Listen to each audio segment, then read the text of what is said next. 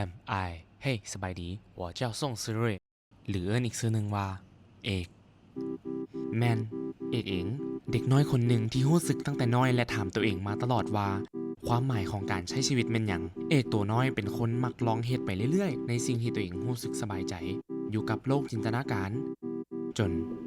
บางทีก็รู้สึกว่าใหญ่มาเอกอยากเป็นอย่างกันแท้มีนักปรัชญาคนหนึ่งได้เว้าว่าดอกไม้ยามมันบานมันบ่ได้บานแข่งกับดอกใดแต่มันบานในยามของมันพอฮู้ตัวอีกเทื่อก็ฮู้ว่าตัวเองมักเฮ็ดกิจกรรมและเข้าร่วมทุกงานกิจกรรมของโรงเรียนโดยเฉพาะแม่นงานศิลปะเอกมักงานที่สร้างความบันเทิงและเอนจอยกับการเรียนภาษาอังกฤษชีวิตในมัธยมเฮ็ดให้เอกกลายเป็นเด็กน้อยที่เรียนรู้หลายสิ่งหลายอย่างเรียนรู้ความผิดพลาดเรียนรู้ที่จะม่วนซื่นเรียนรู้ที่จะยอมแพ้รับฟังและเห็นใจการเดินทางในเส้นทางอันยาวไกลในช่วงมัธยมก็ได้สร้างความมั่นใจให้ตัวของเอกและสร้างความเป็นเอกมาจนฮอดเท่าทุกมื้อนี้แต่เสียดายรูปภาพที่เก็บกลับมาบ่สามารถนำมาบอกได้ครบเบิดเมื่อเทียบกับคำเว้าในตอนนี้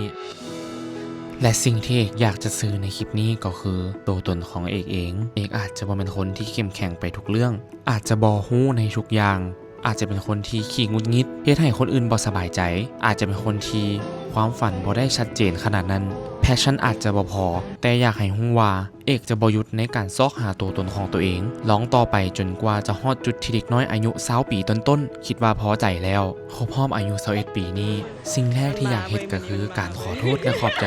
หมู่เพื่อนทุกคนที่รู้จักและความสัมพันธ์ที่ผ่านมาขอบใจที่ได้รู้จักคำว่าความเป็นจริงขอบใจที่ได้รู้จักตัวเองหลายขึ้นและถ้าที่ผ่านมาได้เฮ็ดหยังผิดพลาดไปก็ขอโทษขออภัยและอยากบอกว่าเอกจะเก็บสิ่งที่บ่ดีที่เคยเฮ็ดไปนำมาปรับปรุงตัวเพื่อเป็นคนที่ดีขึ้นยินดีที่ได้รู้จักหมู่ใหม่ๆที่เข้ามาในชีวิตในปีนี้